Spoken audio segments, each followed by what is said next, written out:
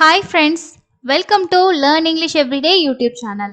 இன்னைக்கு வீடியோல AIR அதாவது ஏர் அப்படிங்கிற சவுண்ட்ஸ்ல வரக்கூடிய வார்த்தைகளை தான் இன்னைக்கு நம்ம பிராக்டிஸ் பண்ண போறோம். இப்போ ஏர் அப்படிங்கிற இந்த சவுண்டு AIR வந்தா மட்டும்தான் வருமா அப்படின்னா அப்படி கிடையாது. ஸோ இன்னும் 2 எழுத்துக்கள் காம்பினேஷன் வரும்போதும் இந்த ஏர் அப்படிங்கிற சவுண்டு வந்து வருது. இந்த மாதிரி நீங்க சவுண்ட்ஸை வந்து பிராக்டிஸ் பண்ணிக்கிட்டீங்கன்னா வேர்ட்ஸ் படிக்கிறதுக்கும் எழுதுறதுக்கும் உங்களுக்கு ரொம்ப யூஸ்ஃபுல்லா இருக்கும். இந்த வீடியோவில் நான் கொடுத்துருக்கக்கூடிய வேர்ட்ஸை ரிப்பீட்டடாக ப்ராக்டிஸ் பண்ணுங்க அண்ட் ப்ராக்டிஸ் பண்ணிட்டு அதே வேர்டை சவுண்ட்ஸை வச்சு எழுதுறதுக்கு ட்ரை பண்ணுங்க. வாங்க இன்னைக்கு இந்த ஏர் சவுண்டில் வரக்கூடிய வார்த்தைகளை டீட்டெயிலாக லேர்ன் பண்ணலாம். இது வரைக்கும் நம்ம சேனலை நீங்கள் சப்ஸ்கிரைப் பண்ணலன்னா மறக்காம சப்ஸ்கிரைப் பண்ணிக்கோங்க. ஏஐஆர் இதோட சவுண்டு ஏர் ஏர். ஓகே, ஸோ தமிழில் நம்ம எழுதணும்னா ஏ போட்டு எழுதுவோம் ஏர் அப்படிங்கிற சவுண்டு. எப்படி படிக்கலான்னு பாருங்க. AIR அப்படின்ற வார்த்தையே இருக்கு. இதை வந்து எப்படி படிக்கணும்? ஏர். அதே மாதிரி இட்ச் ஏர் சேர், இட்ச் ஏர் சேர், இப் ஏர் பேர் பேர், இஃப் ஏர் ஃபேர் ஃபேர், இர் இ ரி பேர் ரிப்பேர் ரிப்பேர், ரி பேர் ரிப்பேர், ரீபேர்னு படிக்கக்கூடாது, ரிப்பேர். ஓகே, அதே மாதிரி day to A day is des pair despair despair, to எய் dairy airy airy, so dairy. Okay, அதே மாதிரி hairy Harry, hair, hair, stairs, stairs, airs, stairs, stairs, aircraft, aircraft, aircraft, airship, airship, airship, unfair, unfair, unfair, fill, fill air, flare, flare, fill, fill, எல்பிளன்ஸ்ல நம்ம படிச்சிருப்போம். Okay, repair இது முன்னாடியே பார்த்துட்டோம். ஓகேவா? So இங்க வந்து பாருங்க, இந்த AIR ஏர் அப்படின்னு நம்ம படிச்சோம் இல்லையா இந்த சவுண்டு. ஸோ இந்த வேர்ட்ஸ்ல எல்லாமே பாருங்க இருக்கு ஏர் அப்படிங்கிற சவுண்டு தான் வருது. ஓகே, முன்னாடி இருக்கக்கூடிய அந்த கான்சனட்டோட இந்த ஏர் அப்படிங்கிற சவுண்டை வச்சு நம்ம அந்த வேர்ட்ஸை ரீட் பண்றோம். அப்போ ஏஐஆர் சவுண்ட்ஸ்ல ஏர் அப்படிங்கிற சவுண்டு. இப்போ ஏஐஆருக்கு மட்டும் தான் ஏருங்கிற சவுண்ட் இருக்கா அப்படின்னா அப்படி கிடையாது. ஸோ இன்னும் பாருங்க, உங்களுக்கு இங்க வந்து பாருங்க எல்லாமே எதுல முடியுது? AREல முடியுது. முன்னாடி AIR பார்த்தோம், இங்க ARE.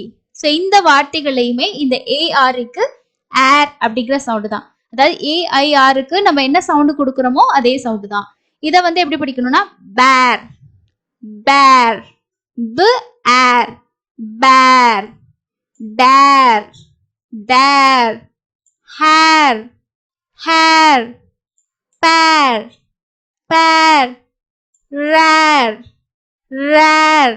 அதே மாதிரி flare flare, scare scare, star, care, fare, mare, pair, glare, share, square, square square air square. இங்க எல்லாமே வந்து ஆன்ற, அதாவது ARE அப்படின்னா ஆன்னு தான் நம்ம படிப்போம் இல்லையா, ஆர். இதை வந்து ஒரு சிலர் தமிழ்ல நம்ம சொல்லும் போது are are, we are, you are, they are அப்படி படிப்போம் இல்லையா. ஸோ அப்போ வந்து ஆர் அப்படின்னு சவுண்ட்ல சொல்லுவோம்.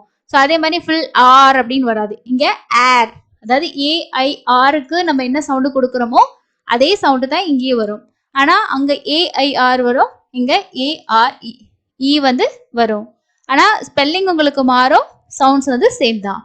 அதே மாதிரி இன்னொரு காம்பினேஷனும் இருக்கு பாருங்க. ஸோ இங்க வந்து ARE பார்த்தோம், முன்னாடி AIR. இங்க வந்து பாத்தீங்கன்னா EAR. ஸோ இங்கேயும் வந்து ஏர் அப்படிங்கிற சவுண்டு தான்.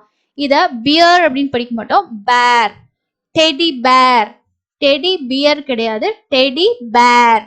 BEAR பேர். அப்போ BAR பேர் பேர். பேர் பேர்.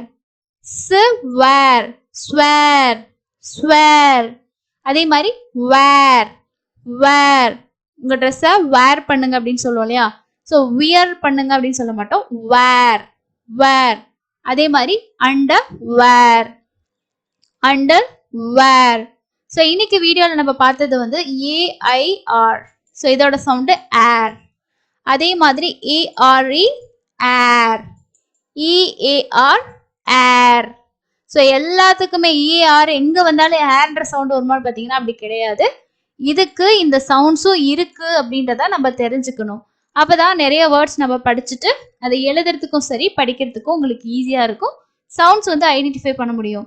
ஏன்னா தமிழ் மீடியத்தில் படிக்கிறவங்கலாம் இங்கிலீஷ் ஒரு சப்ஜெக்டாக படிக்கும்போது ஜஸ்ட் வந்து கிராமரோ இல்லை ஏதாவது எழுதுறதை மட்டும் நம்ம படித்து ஒரு மாதிரி எக்ஸாம்ஸ் வந்து பாஸ் பண்ணிடுவோம். பட் அந்த அளவுக்கு நம்மளால ரீடிங்கோ ரைட்டிங்கோ தெரியல அப்படின்னா நீங்கள் வந்து காலேஜெலாம் போனதுக்கப்புறம் இங்கிலீஷ் மீடியத்திலே தான் எக்ஸாம்ஸ் எல்லாம் எழுதுறீங்கன்னா நிறைய வேர்ட்ஸ் நீங்கள் எழுத வேண்டியிருக்கும். அதுலேயும் நம்ம ரொம்ப ஸ்பெல்லிங் மிஸ்டேக்கால எழுத முடியாது. அதே சமயம் எல்லா வார்த்தைகளையும் நீங்கள் மெமரி பண்ணவும் முடியாது. ஸோ எல்லா வார்த்தைகளும் மீன்ஸ் நம்ம ஒரு வேர்டை வேணால் மெமரி பண்ணிக்கலாம், இல்லைனா ஒரு சென்டென்ஸை வேணால் மெமரி பண்ணி ஞாபகம் வச்சுக்கலாம். அதில் இருக்கக்கூடிய ஸ்பெல்லிங்கே நீங்கள் மெமரி பண்ணணும் அப்படின்னா எவ்வளோ நேரத்துக்கு நீங்கள் வந்து ஒரே விஷயத்த படிக்கணும் அப்படின்றது யோசிங்க. ஸோ அதனால் நீங்கள் வந்து மனப்பாடம் பண்ணி தான் எழுதுறீங்க, ஒவ்வொரு ஸ்பெல்லிங்குமே மனப்பாடம் பண்ணுறீங்கன்னா நீங்கள் ஒரு ஸ்டெப்லேருந்து அடுத்த ஸ்டெப் போகிறது ரொம்ப கஷ்டம். அதுக்கு ஈஸியான மெத்தட் என்னன்னா, தமிழ் மூலமா நம்ம வந்து இங்கிலீஷோட எழுத்து கூட்டி படிக்கிறது அண்ட் எழுத்து கூட்டி எழுதுறது அப்படின்றத நீங்க பேசிக்ல இருந்து கத்துக்கிட்டாலே நீங்க என்ன படிச்சாலுமே உங்களால ஈஸியா அதை பண்ண முடியும். அதுக்கான வீடியோஸ் நம்ம சேனல்ல இருக்கு, செக் பண்ணி பாருங்க. இந்த வீடியோ உங்களுக்கு யூஸ்ஃபுல்லா இருந்தா லைக் பண்ணிக்கோங்க. இது மாதிரி இன்னும் நிறைய வீடியோஸ் பார்க்கணும் அப்படின்னா நம்ம சேனலை சப்ஸ்கிரைப் பண்ணிக்கோங்க.